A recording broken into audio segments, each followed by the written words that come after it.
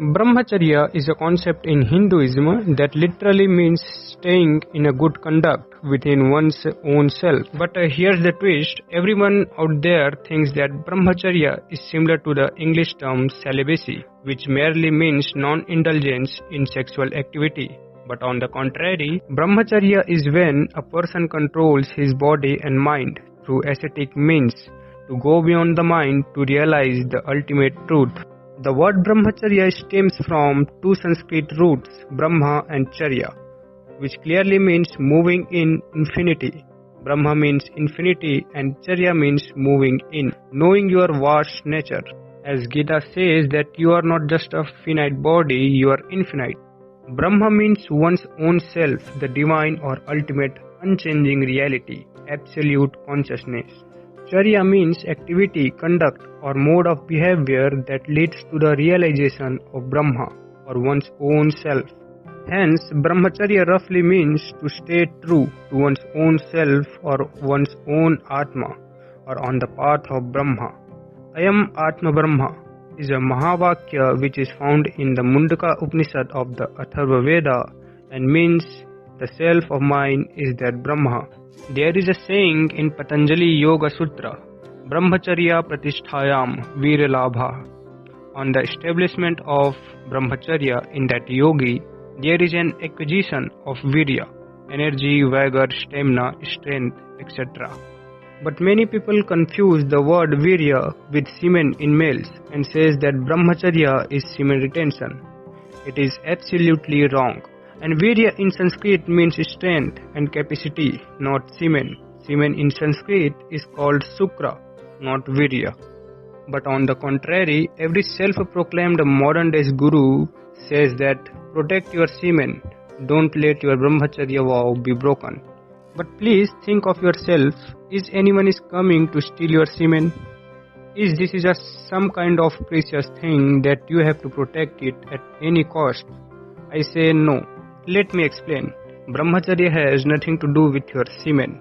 Semen is just like other things in your body which produced by your body on the daily basis, or we say regularly. Are you concerned about preserving your blood? I think no. Then why bothering to save your semen? Look, I am not saying to be a slave of your temporary pleasure or sexual desires. A man who isn't a slave to his sexual desires or urges is a focused man. A focused man is a dangerous man. But dear, that doesn't mean that Brahmacharya has something to do with semen retention. Semen retention is a different thing and we will cover that topic soon in our videos. But back to the topic, the Upanishad says that Atma is the ultimate essence of the universe as well as the vital breath in human beings, which is an imperishable divine within that is neither born nor does it die. Atma is the self-existent essence of human beings. But people don't read Upanishads, so they fall into the traps of fake gurus who tells them to remain busy stocking their semen. Look, the thing that I am trying to explain you is that Brahmacharya is not controlling your sexual feelings. Brahmacharya means releasing yourself from everything that causes your downfall. Becoming absorbed in God is the real Brahmacharya. Chanting the holy name of Rama or Krishna, doing Nitya Bhakti, Puja or fast is the Brahmacharya. Surrendering yourself to God, releasing yourself from all kinds of temporary pleasures and seek the ever-present glory of your inner nature, which is truth, bliss and consciousness, is called Brahmacharya. So now you can get it that Brahmacharya is not a semen retention. Unlike semen retention, Brahmacharya doesn't force you to store your semen because no preserving, no wasting. Ignoring the semen is the thing, like ignoring these Mayavadi temporary pleasures. But people have contaminated the real meaning of Brahmacharya. Brahmacharya means to dwell on Brahman, not to dwell on semen. Sandilya Upanishad says, Yavatvam manah sarendriyam cha tadatmayam karosi tattvam pakshasah, means as long as you identify yourself with your mind, body and sense, you are a demon. The great epic Mahabharata describes the objective of Brahmacharya as knowledge of Brahman.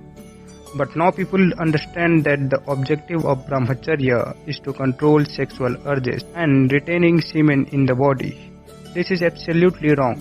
They say a brahmachari should not think about the opposite gender. I say, how can he? He who already surrendered himself to the Supreme, a true brahmachari, has nothing to do but to do meditation on the name of Rama, Krishna, Shiva, Durga, Kali. A brahmachari who had left all those material things somewhere long ago has nothing to do with opposite gender, sex, pleasure. He doesn't seek pleasure from this materialistic world. A brahmachari always desires freedom from his body, mind and senses. He desires to merge with the divine, the infinite. At last, I want to tell you that like yoga is not a practice, it is a way of life. Likewise, brahmacharya is not a vow or practice of semen retention. It is a way of life. I remind you that brahmacharya is a way of life. Brahmacharya is suitable for both men and women. When a man lives in brahmacharya, he is called brahmachari. And when a woman lives in brahmacharya, he is called brahmacharini. The epic Mahabharata says that brahmacharya leads one to union with the Supreme Self. I hope now you have a clear view on what is brahmacharya. So please meditate on God, surrender yourself to Supreme, nothing else. Hare Krishna, Jai Shri Ram.